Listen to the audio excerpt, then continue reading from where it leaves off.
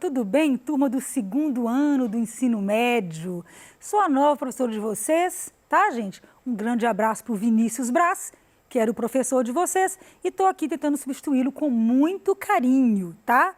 Sou professora de biologia de vocês, porque biologia fácil é com a Marizinha. Pode me chamar de Marizinha, tá?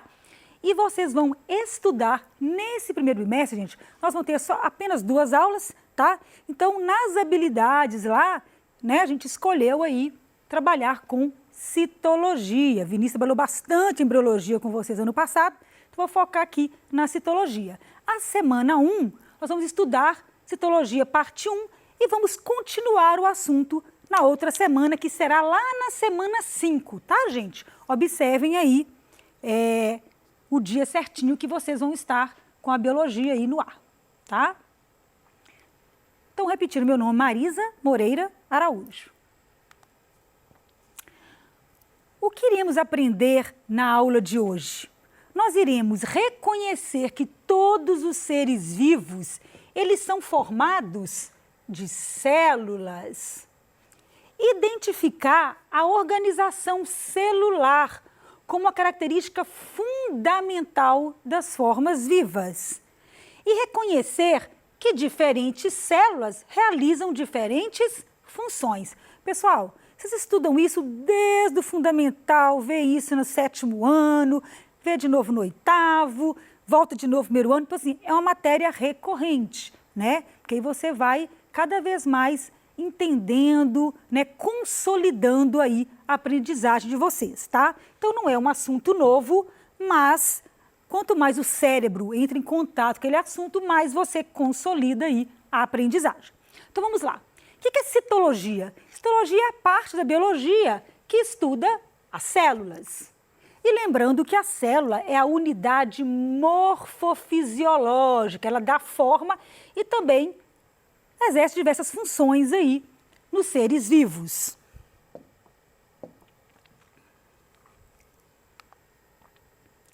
Só para a gente localizar a célula na organização dos seres vivos, né?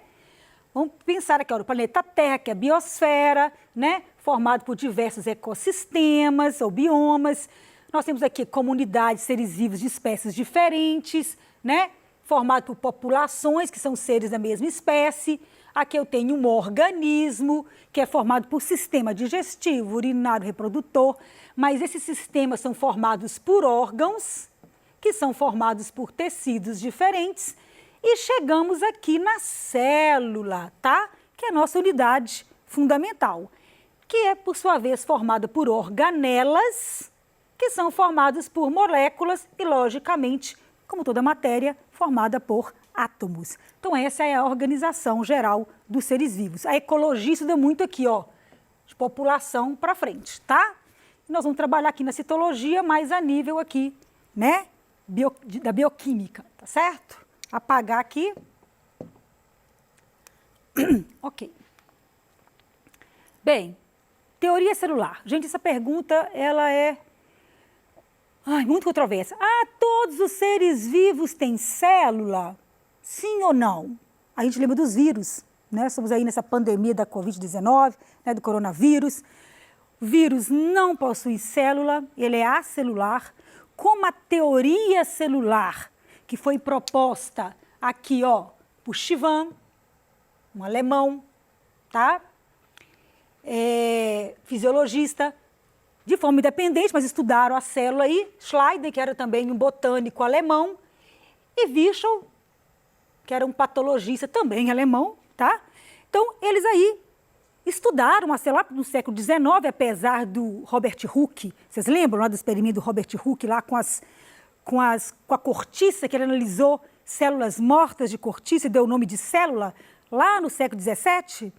Mas, no século XIX, né, que esses cientistas continuaram estudando a célula e, então, eles fizeram a teoria celular. Com base nessa teoria, gente, todos os organismos vivos são formados por uma ou mais células. Poxa, então se a teoria celular diz isso, os vírus estão fora, tá? Talvez, né, com a evolução aí da ciência, que está sempre aí crescendo e muitas pesquisas são feitas, a gente pode aí acrescentar a teoria celular e falando que também aqueles seres que têm metabolismo em outra célula podem ser vivo. Aí o vírus entraria. Mas, por enquanto, de acordo com essa teoria, o vírus não entra aí como né, ele não tem célula, tá, gente? As células são consideradas unidades morfofisiológicas e funcionais de todas as formas de vida, tá? E uma coisa interessante aqui, que foi o Virchow que falou, vou passar aqui para frente, tá? Que ele acrescentou dizendo que todas as células originam-se de outra célula pré-existente. Lembra da origem da vida, né? Da biogênese, né? Uma célula origina outra, um ser não surge do nada, não surge espontaneamente, né? Ele surge de uma célula, de uma vida pré-existente. Isso aí foi o Virchow que afirmou, tá ok? Então essa é a teoria celular, vocês não podem esquecer isso, tá? Ah, isso aqui é tão estudado por vocês, as partes da célula, vocês lembram quais são elas? 3 partezinhas, né? O citoplasma, que é esse meio gelatinoso aqui, cheio de substâncias químicas, né, de organelas. O núcleo, tá? Onde tem aqui o material genético da célula, né? E a membrana plasmática, que vai aqui contornar, proteger, delimitar e permitir aí a permeabilidade seletiva, né? Ela vai escolher quem entra e quem sai da célula, que é uma característica importantíssima aí da membrana, né? Que nós vamos estudar também numa outra aula, tá, gente? Então, só para relembrar, as partes da célula, a membrana, que tem a barreira seletiva que protege a célula, o citoplasma, que é gelatinoso, onde ficam as moléculas orgânicas e organelas, e o núcleo, que vai aqui armazenar as informações genéticas, regular as reações químicas e o metabolismo, tá? Muito fácil. Ok. Vocês lembram que a gente fala de células procarióticas e células eucarióticas? Biologia tem muito termo, né, gente? Mas, se a gente for estudando, buscando a origem desses termos, eles vão ficando mais fáceis, tá? Olha só, as células procariontes, exemplo aqui, as bactérias, tá? E as cianobactérias, são seres procariontes. O que quer dizer isso? São seres que o núcleo é desorganizado. O que quer dizer isso? Olha, vou mostrar aqui para vocês. Acho que a cor vermelha aqui tá legal. Acho que vou passar para preto. Aqui, ó. Olha, aqui eu estou vendo o núcleo, né? A molécula de DNA, tá? A Escherichia coli, gente, que é a bactéria que nós temos aqui no nosso intestino, ela é muito conhecida, sabe-se tudo do DNA dela. Olha que interessante. Ela tem uma molécula de DNA de fita dupla, tá? Mas ele é tão grande que a célula, ela é bem pequena, tá? Mas em 1 milímetro aí, nós temos, né, 1 milímetro de DNA, nós temos simplesmente mais de 4 milhões de pares de bases. Então, um DNA muito grande, né? Ele aí é 10 vezes maior que a célula. Então, ele tem que estar bem o quê? Bem enrolado, bem espiralizado ali para caber, tá, gente? Então, apesar dela ter uma única molécula de DNA, ele tem aí todos os pares de bases para fazer as proteínas, né, dessa célula, tá? E a gente percebe aqui, vou apagar esse núcleo, tá? Desculpa, vou apagar aqui a carioteca, que é a membrana que envolve o núcleo. Então, se eu não tenho a carioteca, eu falo que o núcleo está desorganizado, célula procarionte. Tirando bactérias e cianobactérias, esquece. Todos os outros seres vivos do planeta Terra são eucariontes, possuem aí a carioteca circulando aí, né, o material nuclear, tá? Continuando aqui, a bactéria, o que ela tem diferente aqui na célula? Olha, eu não estou vendo as organelas, cadê a mitocôndria, complexo de Golgi, lisossomo? As bactérias têm que fazer proteína. Lembrando que o DNA, ele tem o quê? Receitas para fazer proteínas. Então, eu tenho que ter pelo menos ribossomos. Bactéria, gente, desculpa aí, pegando a caneta vermelhinha, bactéria tem ribossomos, não tem as organelas membranosas, tá? Além do DNA principal aqui, nós temos os plasmídios, né, que são DNA circulares, que são aí responsáveis pela adaptação das bactérias, resistência a antibiótico. Eles têm pouquinhos genes, mas são muito importantes para a adaptação, para a sobrevivência dessas bactérias. E elas passam esses plasmídios por conjugação uma para a outra e aí vão transmitindo aí essa capacidade aí de adaptação, tá? A bactéria tem também, além da membrana, né, plasmática que os seres vivos têm, tem uma parede celular, né, de peptidoglicano, elas podem ser gram-positivas, gram-negativas, de acordo aí com a composição da parede celular.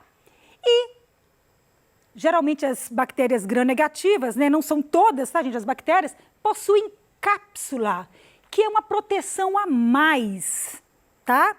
Tá certo? É uma cápsula de polissacarídeos, também tem glicoproteínas, né? Mas essa cápsula, além de circular, de proteger a bactéria, melhorar a aderência, ela aumenta a virulência da bactéria. Porque, às vezes, ela consegue escapar dos nossos glóbulos brancos, escapar de algum medicamento. Então, ela é uma proteção a mais, um capacete aí, né? Tá? Então, isso aumenta a virulência, tá? Ok? Beleza. Isso aqui é uma visão de microscopia eletrônica, mostrando aí tradicionalmente as bactérias Escherichia coli.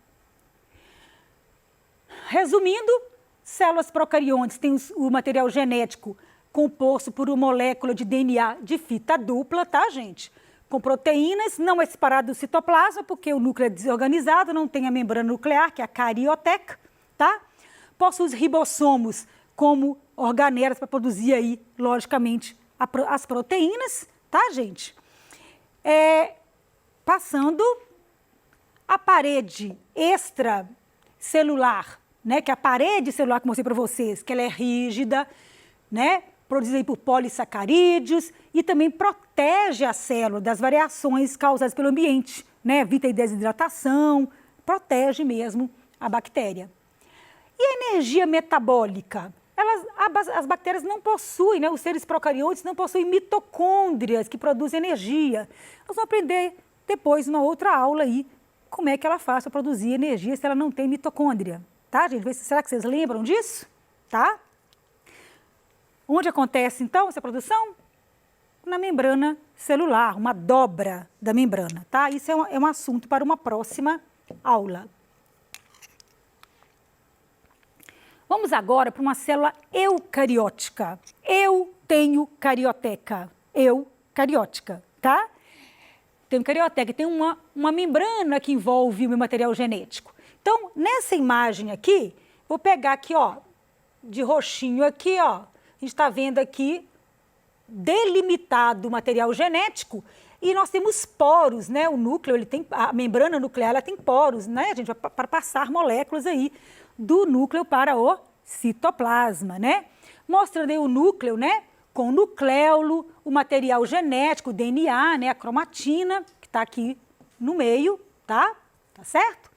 E nós temos aqui as organelas. Então, vamos sair aqui do núcleo. Uma organela aqui, bem próxima do núcleo, fazendo aí uma interface com ele, um contato íntimo com ele, é o retículo endoplasmático rugoso. Não sei se vocês lembram, né? Por que ele é chamado de rugoso?